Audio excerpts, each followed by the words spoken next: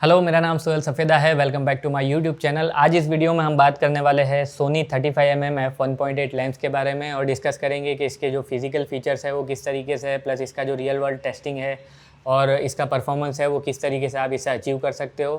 Video में बढ़ने से पहले एक छोटा सा डिस्क्लेमर ये है कि इस वीडियो को किसी भी तरीके से सोनी ने स्पॉन्सर नहीं किया हुआ है। और वीडियो में जाने से पहले एक चीज़ आपको ये बता दूं कि अगर आप किसी भी स्पेसिफिक पार्ट पर डायरेक्टली स्किप करना चाहते हो तो नीचे मैंने टाइम स्टैम्प दिया हुआ है, आप डायरेक्टली उस वीडियो के पार्ट पर डायरेक्टली स्किप कर सकते हो। और सबसे पहले बात करते हैं इसका जो फिज़िकल एट्रीब्यूट्स है, फिज़िकली ये लेंस कैसा है।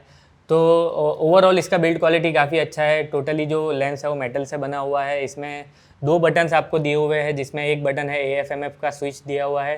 दूसरा जो बटन है, अगर आप उसको प्रेस करके रखते हो तो आप आपका AF होल्ड कर सकते हो, या फिर इस बटन को आप किसी और पर्टिकुलर चीज़ के लिए भी कस्टमाइज़ कर सकते हो।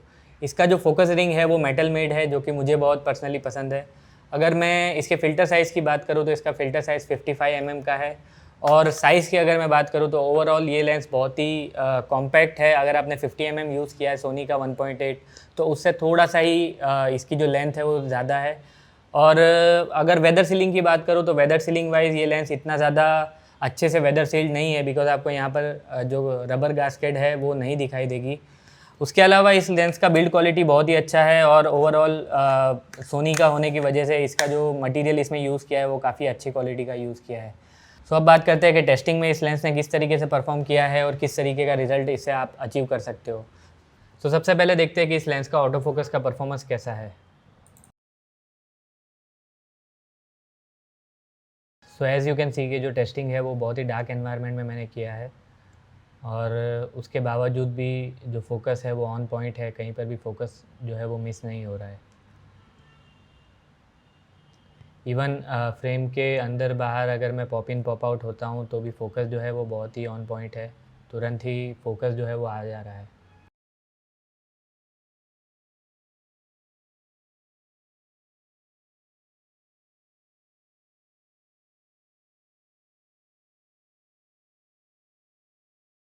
सो नाउ लेट्स सी कि इसका जो शार्पनेस है वो किस तरीके का है। फर्स्ट ऑफ ऑल पहली जो इमेज आप देख रहे हो ये f1.8 पर ली गई है।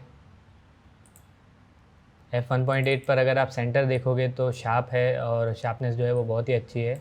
जो कॉर्नर्स है वो थोड़ी सी शार्पनेस उसमें थोड़ी सी कम आपको दिखाई दे रही है।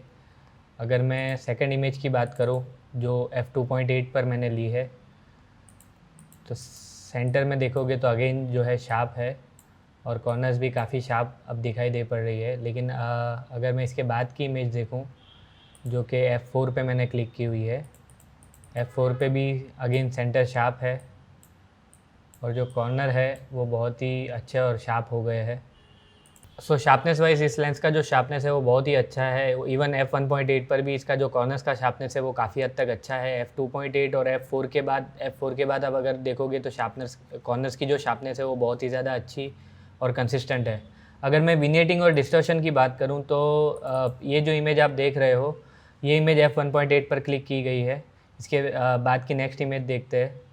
ये इमेज f2.8 पर ली हुई है और ये इमेज f4 पर ली हुई है। तो विनिएटिंग वाइज में अगर बात करूँ तो कॉर्नर्स में थोड़ी सी आपको f1.8 पे हल्की सी विनिएटिंग दिखेगी, जो कि 2.8 पर क्लियर हो जा रही है और f4 पर बिल्कुल जो विनिएटिंग है वो दिखाई नहीं दे रही है।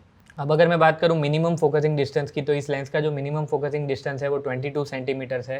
मैं आपको बताता हूँ कि रियल वर्ल्ड में इस 22 सेंटीमीटर को यूज़ करके आप कितना क्लोज पिक्चर्स क्लिक कर सकते हो।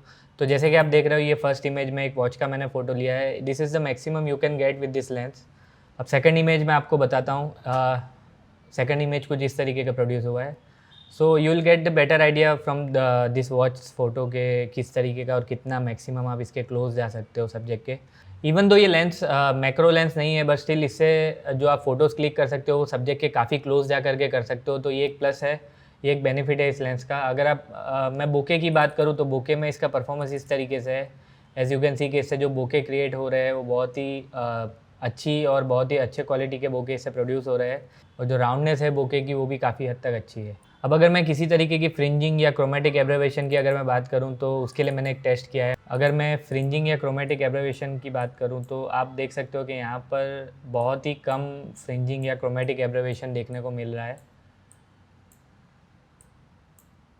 शायद अगर आप ढूँढोगे तो किसी जगह पर आपको या फिर रियल वर्ल्ड सिनेरियो में किसी जगह पर आपको फ्रिंजिंग देखने को मिले, but as long as for this test मुझे इसमें फ्रिंजिंग काफ़ी हद तक ना के बराबर दिखा है। सो नाउ लेट्स सी कि फ्लेयरिंग में इस लेंस का कंट्रोल किस तरीके से है और ये लेंस फ्लेयरिंग को किस तरीके से कंट्रोल करता है। So as you can see कि इस लेंस का जो फ्लेयरिंग का कंट्रोल है वो काफ़ी हद तक अच्छा है। जो फ्लेयर्स है वो बहुत ही कंट्रोल्ड है और अच्छे वे में प्रोड्यूस हो रही है। बहुत ज़्यादा हैवी फ्लेयरिंग आपको इसमें देखने को नहीं मिलेगा।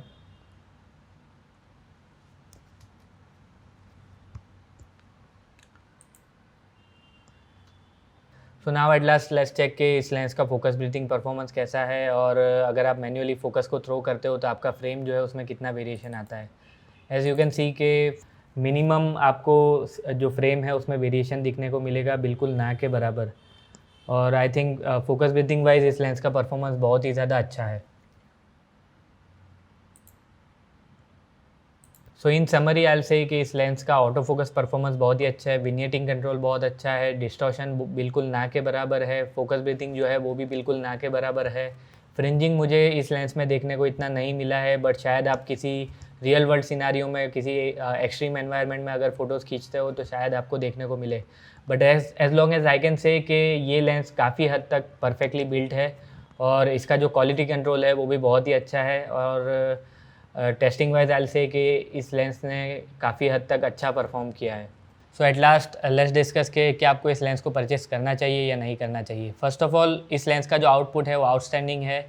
सारे इसमें जो टेस्टिंग मैंने की है मैं उस टेस्टिंग से काफ़ी हद तक सेटिस्फाइड हूँ। और f1.8 लेंस अगर आप देख रहे हो मार्केट में जो आपके बजट में सेट हो रहा हो वैसा हो तो डेफिनेटली इस 35mm लेंस के साथ आप जा सकते हो। इसका जो आउटपुट है, जो क्वालिटी है वो आउटस्टैंडिंग है। अब अगर मैं बात करूँ ऑप्शंस की तो ऑप्शंस में आपके पास सिग्मा f1.4 है। अगर आप f1.4 में जाना चाहते हो जो कि 70 to 75,000 तक का है।